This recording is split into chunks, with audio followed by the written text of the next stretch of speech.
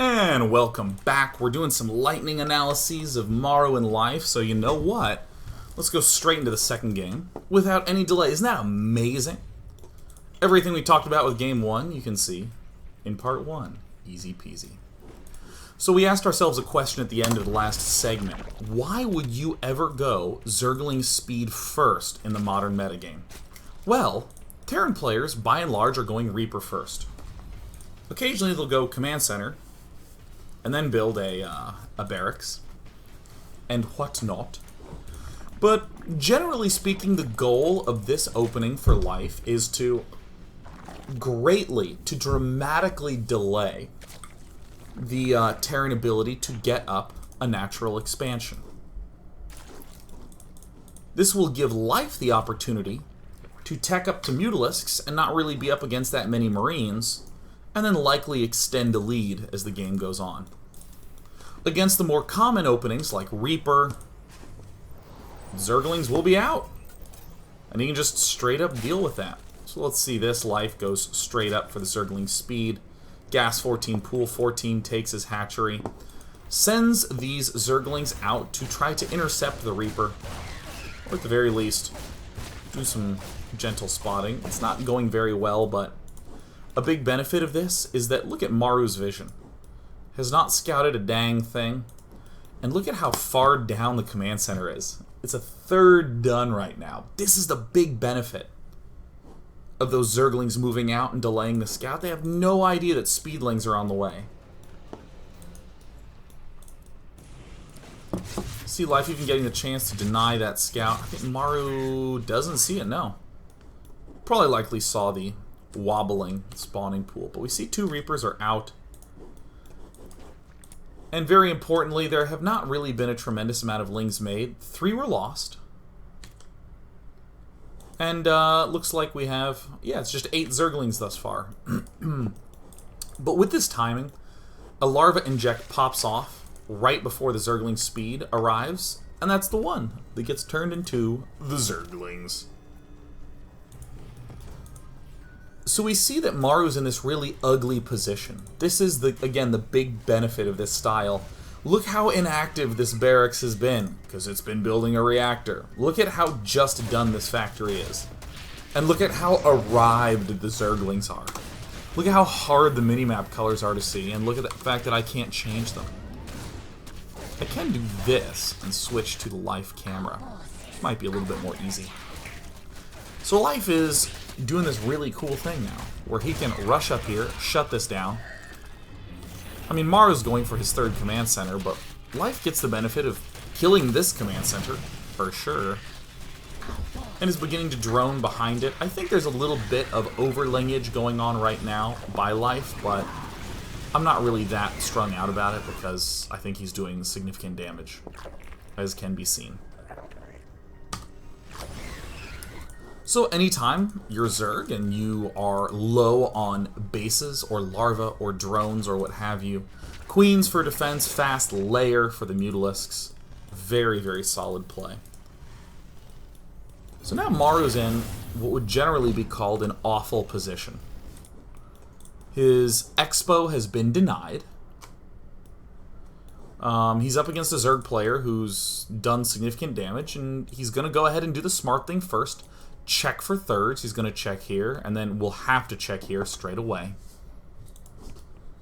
But a couple things that I like out of Maru. First of all, he's not halting the Hellion production. Generally speaking, a typical Terran player wants to cut the Hellion production at like 6 and go into macro mode. Or sometimes you'll see that player go Hellion Banshee and build a lot more Hellions, but they're partnered with the Banshee. Those are the two options. A few Hellions and stop, or a lot of Hellions and a Banshee. There's really never this middle where it's a lot of Hellions.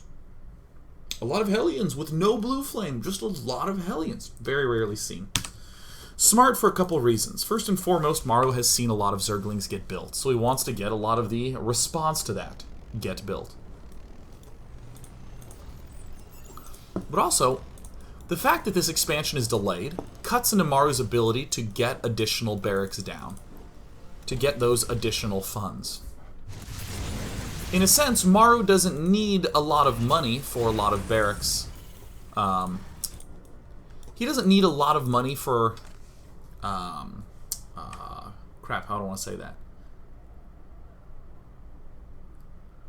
Maru normally would want to build up a lot of money to throw down those barracks to move on with his life. But because he's low on cash, what the normal Terran player's instinct is to really cut the Hellion production hard and to catch up, to get those barracks up. Instead, Maru says, "No, man, I'm going to wait way long to get those barracks, only now constructing them after building 8 Hellions." Quite a few more than is typical. While continuing to kind of monitor what's going on at these front lines. Stim, again, another very important upgrade that you just get as Terran. Life continuing to be really, really, really annoying with these Zerglings. Like, just elegantly so. And you gotta give huge credit to Life. On this backside, he's getting everything that requires gas. He doesn't have a huge amount of drones. Doesn't have a huge amount of larvae. But it's very easy to saturate on gas, so he's just going Mutalisks. He's going upgrades. It's a really beautiful play. Very smart. Well, I gotta say, Maru just takes the cake. That man is so smart. Notably, Maru is going for just a very nice timing. The big thing that you should notice missing is engineering bays. Maru skipped all engineering bays. He's waiting till 9:30. Normally this goes down at like 7 minutes, 7:30. Getting it incredibly, incredibly early. He's waiting for Zerg to take a 3rd base. Maru's just sitting here, waiting, watching, hunting, and then goes, aha, a 3rd. Now, to this point, there's 3 Marines. The first production round of Marines has just popped out. First 5. About to emerge.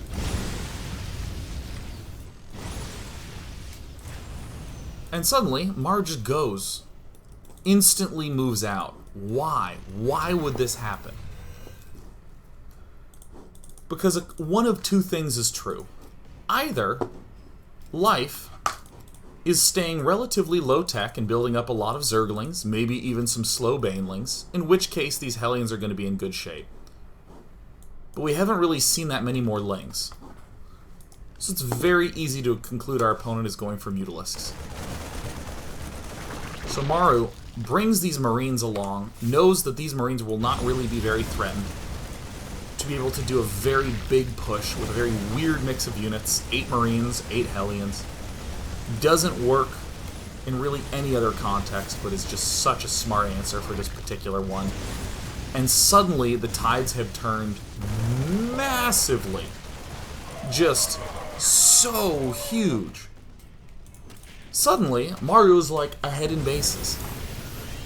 Based upon that one cute little maneuver with the Marines swinging in. Almost always it's easy to kill that off with just Lings, and for these Mutalisks to arrive and to repel all the Hellions themselves.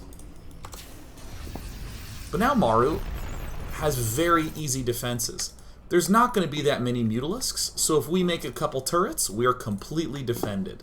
There's not going to be that many Banelings coming up because there's just not really that much gas for Zerg. I mean, look at this. 1-1 isn't done.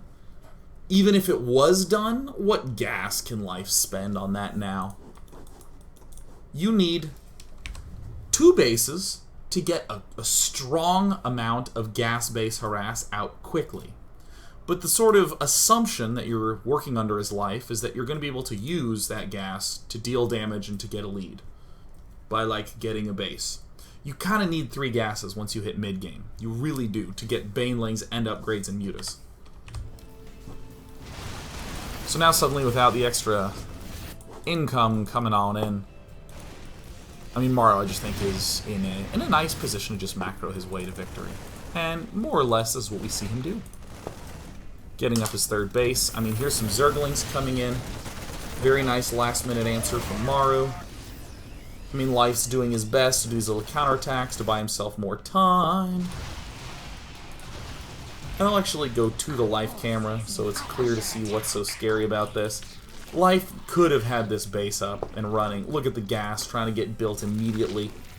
No time to get any funds to do much of anything. 1-1 upgrades are all that Maru needs to make just a really devastating push. I think he actually doesn't kill this. I think. And what's kind of cool in this position is that by continually battling away, even if Maru loses this, Maru gets a big economic lead by establishing his third. Another thing that I like out of Maru is that he does this hellbat stuff. We'll see this throughout the series. It's really cool to watch. Not a lot of Marines, but you know what? Not a terribly large amount of Banelings either. Not a terribly large amount of Mutalisks either. Rally ho! Still no drones mining. Not really an opportunity for those drones to do mining. This kind of push is, I think, very rare to succeed in the modern day and age because the mine splash is just not so good. But this is the culmination of all of that very, very slick little counter push that Maru did earlier on. I mean, you're getting a chance to see really how close this is. Life is not looking like he's ready to crumble by any means. This push began when Maru was 1-1 and lasted all the way until 2-2, and Maru's still having quite a bit of trouble. But remember, Maru messed up and had to cancel his expansion command center. But what I think is so key about Maru's win in this game is he went, well, alright, I detect that you are doing a fast move for Mutas. I will do this unusual move out with my Marines right now, because there's really nothing that you can do about it. And after one of those 5.5 minute long battles, Maru like finally gets to break through.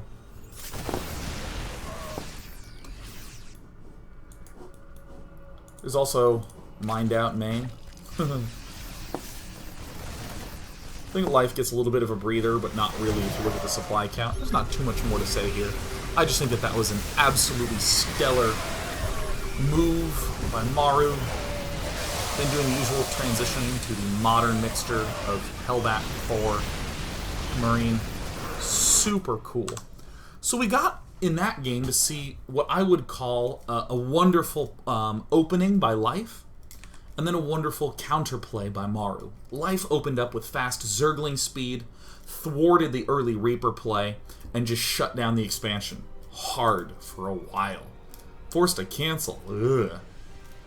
And then Maru cleverly just monitored the thirds, saw one going down, gathered his Marines with his Hellions, and did a push. A very on-the-fly timing that makes total sense based upon his read. I see that you are going Mutas, and given that you opened very aggressively, I'm gonna punish you.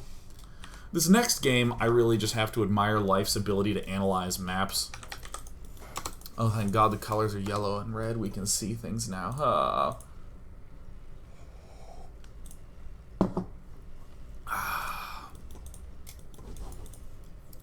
This is just beautiful. Let's look at some opening builds. I think this is where Life elects to do something different. He's the king of opening fast lanes. Maru unabashedly goes straight for Reaper once again. Life opens up with a kind of normal hatch first build. Yay! Normal for once! Normal! How else are you going to do lightning games unless players start doing normal stuff? And then some more usual plays, an extractor, and a pool happening very quickly. So that way Life can get up his Zergling speed, probably his favorite upgrade. A couple little adjustments that we see out of Maru. Getting the complete wall off with the depots, not being any kind of tricksy gentleman and trying to get this command center first. Trying to make sure that he can keep up the pressure. And a move that I like quite a lot out of Maru is the decision to go for 3 Reapers. Normally this times gas-wise into a Hellion Banshee play very, very nicely. There was a Terran vs. Zerg Met game we did recently where I believe that was the big focus of things. By getting 3 Reapers so fast, you have plenty of leftover money to get a 3rd command center very fast. And on this map, Heavy Rain, this is particularly good at exploiting the high ground, low ground stuffs. Oh, here's the other Mr. Reaper. In the Units Lost tab, we see that there's not really that much that's been lost, but one drone has been killed off, and that's pretty juicy. Queens are very easy to kill off with 3 Reapers.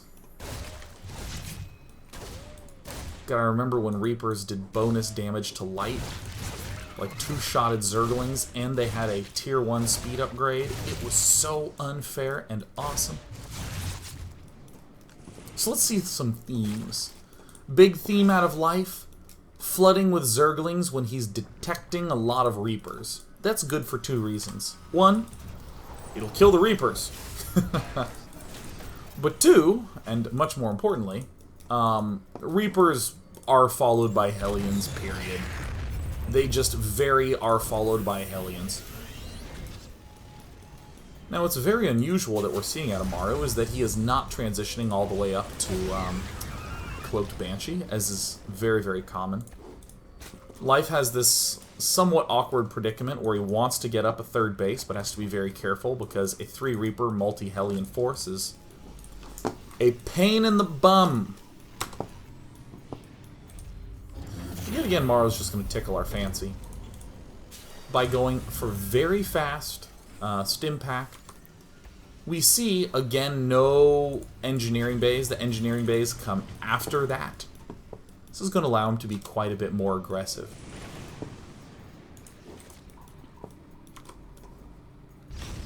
But we're seeing another odd move.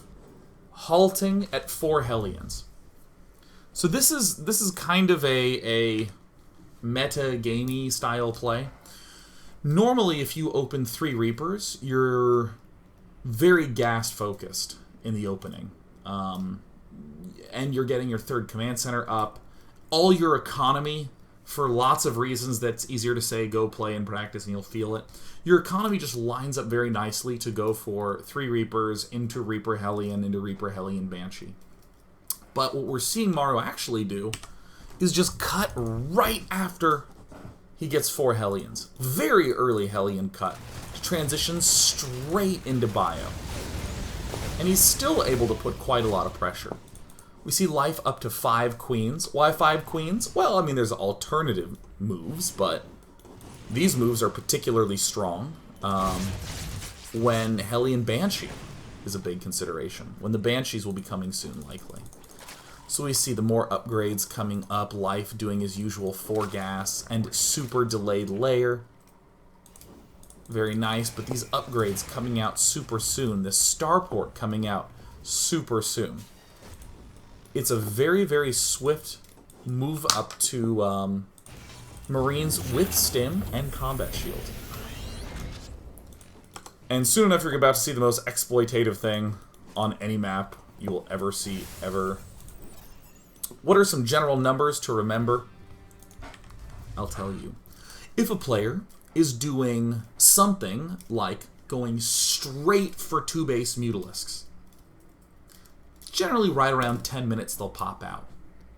If there's some delay, and then the Zerg goes 2 base Mutalisks, they pop out closer to 11. And if it's 3 base, and then go to Mutalisks, generally pop out around 12 minutes. 10 minutes for 2 basing, 12 minutes for 3 basing, and 11 minutes for a kind of botched 2 basing. Like, I tried to rush you early and it failed. Oops, I guess I'll go 2 base Mutas. I think we saw 11 minutes in both the previous 2 games. So cool. Why do I want to note those times? Well, goodness, this expeditionary force spotted a 3rd going down a long time ago. Do we need to be defensive with these Marines? Should we be aggressive? Well, we know that if we attack, it's not really that much that he can do about it from air. It is true that if our opponent was going 2 base Mutas, we might have elected to do some attacking with these. We might elect to have built some more defensive structures up here and over here and maybe delayed some of what we were doing in the main base. Certainly that's a little bit true, but now that we know there is a 3 base, I mean, we can even see right here, this spire is going to be done in a minute. In a minute, it'll be 11:43, and then the Mutalisk will pop out in about 30 seconds. So right around 12 minutes. So look at this sexiness. A 1/1 stim and combat shield push, striking all at once, right before this Zerg player is likely to have mutas. So what does that mean? Well, it means we can do some flying action. And straight into the main. Into the main. I gotta note another thing briefly. There is a little teensy counterattack that I don't really know how much I enjoy, but Life enjoys doing this sort of thing. When he senses that he's going to be up against some pressure, he tries to do these nice counterattacks, and this one actually does go quite nicely. But yet again, in the most exploitative display of Terran awesomeness. Just dropping up here. You know what else is pretty true? Centrifugal hooks also pops out right around 12. It's pretty rare to see Baneling speed popping out way before mutas. At best, it can pop out 30 seconds before the mutas. We see Maru just going high and low without much of an issue. Units lost tab shows that despite the fact that Maru seems to have been taking somewhat of a beating, I mean, he's doing great. So more of the awesome transitions that we see out of Maru begins to go Hellbat production right away. And what we see in this map position is very atypical. Terran players we've seen become a lot more... Terran players do a lot more like hold back, hold back, hold back, and a big push. Hold back, hold back, hold back, and a big push. Because Widow mines are much weaker. So before you could just have 4 or 5 mines, and that was good enough to defend your entire army. And the Zerg kind of had to play around that. But now Zerg can just crunch most mid-sized forces with some slightly bigger sized forces. So what's unusual about this is that Maru's aggression has set himself up to be able to do this kind of follow-up aggression. Normally a Terran player is worried about Mutalisk counterattacks and all sorts of that other jazz, about getting things in the right position. In very small numbers, Hellbats and Marines against small numbers of Zerg units are very potent.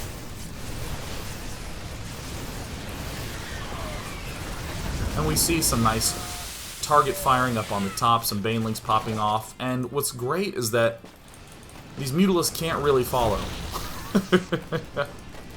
This is so cool. So freaking awesome.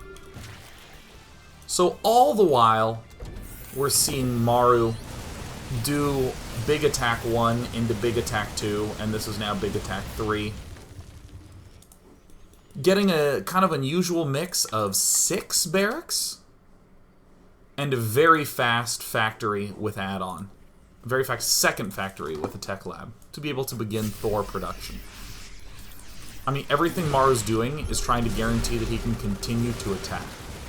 The mutant numbers are staying low. The Baneling numbers are staying low. All those Banelings that were built early had to get used because the Mutalisks were not out yet. And I think that this is super difficult for Life to deal with because Maru is coming in at very good angles. He's dropping in the main. After walking here, I mean, Life can't really put his units here or here. Or excuse me, he can't put his units up here and in the main. He has to put it in one place or the other. And I really just feel like on this map, the fact that this area into the main and this area at the third are literally right next door, it's like so hard to stop this drop base tech. This is insane. I mean, this is just hot, man. And the number of Widow Mines that have been produced this game is nada. There are no Widow Mines that have been produced. Just absolutely elegant. think, yeah, there's a Thor popping out. And soon enough, Life says GG. So I want to point out a couple of the key transition points here that I think are just gorgeous, just really sexy. So first of all, the 3 Reaper play into a very surprising little twist. We see, we actually see a cancel on the starport. I'm not going to go too much into that, but we see a pair of Hellions and then another pair of Hellions. And even with a relatively on-time refinery to go for air, look at this, Maru just abandons everything and goes straight for 2 more barracks. And after building the barracks, goes straight for 2 more engineering bays. And then after this factory is done building its add-on, straight into a starport. There's this weird delay time between when this starport starts and this factory finishes. And then all this is going to allow Maru to do a very nice, juicy push to exploit the fact that right before 12 minutes, really can't be any mutas, and can't be Baneling speed. Baneling speed, where's the Baneling nest? Yep, there it is. I mean, what can you do? You really just have to burn a lot of extra units. Many Banelings get picked off there. Very successful push. And of course the follow-up push. Now that you have mutas, I'm going to tell you exactly where you're going to have to put those mutas. Directly in your main base. So good. So good. In the meantime, I've built up all the infrastructure I need to pump out Marines and a Thor. Also, I'm 2-2, but I've been attacking you the entire time. And there's that game-ending push. I think that is just one of the sexiest pushes I've ever seen. I mean, especially this part. With this push, yeah, what if there is a huge army of Ling Baneling there? Well, all of them just get loaded up in the medevacs and dropped right into the main base. Typically, a Terran player will have 8 barracks, but the medevacs have been getting produced the whole time. And that's kind of the moment I wanted to end on. If we had to identify the sexiness, one would be just the opening transition. 4 Hellions into, nope, done building Hellions, going to go straight into Marine production. The second thing is the follow-up pressure from the first attack by dropping directly into the main, hitting right before mutas and right after. And the third thing that we're seeing throughout this whole game, non-stop medevac production to be able to have a mobile army that can be on the low ground at the third or up in the main with ease. So gorgeous. When we return, we're going to watch the remaining 2 games in this series. They're a little bit longer. Life is going to be the one doing some shocksing moves. And that's what we'll do. Stay tuned.